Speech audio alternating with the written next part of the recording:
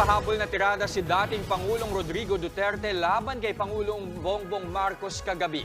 Bukod sa paulit-ulit na tinawag na adik, may hamon pa si Digong kay PBBM. Nasa frontline ng balitang yan si Maricel Halili.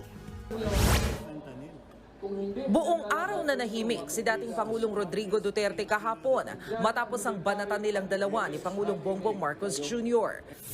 Pero pagsapit ng gabi, dito na siya nagpakawala ng panibagong tirada.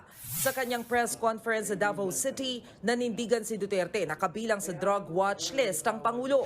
Sabay banat sa PIDEA na tila raw kinampihan ng Pangulo. Ang PIDEA, wala raw record. Itong mga PIDEA na itong mga ugok na to. Sino ba nung PIDEA magbigay ng... Ikaw ang PIDEA magbigay. Sir, ito yung record mo doon sa narko. Kaya naman giit ni Duterte, siya na mismo ang maglalabas ng listahan kapag nakakuha siya ng kopya. Kung presidente maghingi sa sarili niyang derogatory report, ibigay mo? Siyempre, magsabi talaga wala. Tingnan mo, pag nawala na si Marcos, di ba maglabasa na naman yan? Di rin nagustuhan ni Duterte ang banat ni Marcos Jr. na apektado na ng fentanyl ang pag-iisip ni Digong. I think it's the fentanyl. It is highly addictive and it has a very serious side effects. PRRD has been taking the drug for a very long time now. Para magkaalaman na, hamon ni Duterte kay Marcos. Bakit ko iproba? It is for him to sit in the Luneta Park, pagpakuha siya ng dugo doon, independent entity o doktor, magpakuha rin ako, sige, pati ako, pakuha siya ng blood test. Dagdag pa ni Duterte, dati na siyang kinausap ng pamilya Marcos para gawing Agriculture Secretary si PBBM.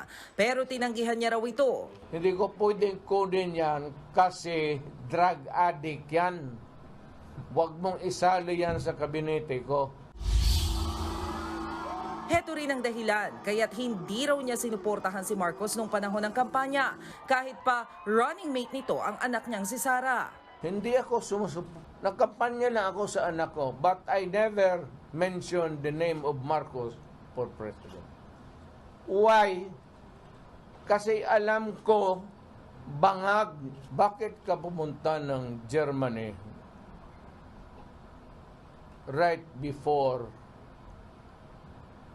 the campaign sa presidency? But bakit ka pumunta doon at pumasok ka ng rehab center? Nilinaw ni Digong na wala siyang personal na galit laban kay Pangulong Marcos. Pero inulit niya ang babala noong linggo na wag daw sana nitong tularan ng kanyang ama. Your father and ikaw, hindi talaga nagkaiba. At sumusunod ka talaga. And I said that if you continue, if you do not stop this nonsense, you will go out of Malacanang the way exactly when it happened during your father's time. Ikaw ang nag-umpisa sa nagulo, hindi kami. Muli rin niyang binanatan sina House Speaker Martin Romualdez at First Lady Liza Araneta Marcos dahil sa isinusulong daw nila na People's Initiative. Kayong tatlo, you decide to shift to a parliamentary. Kasi itong Congress, binibili naman nila, pumapayag naman ang mga sila, bulong, yung taga Davao, sila o nga, hindi talaga pumayag yun.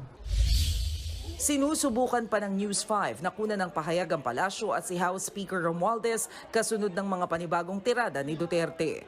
Nagbabalita mula sa Frontline, Maricel Halili, News 5.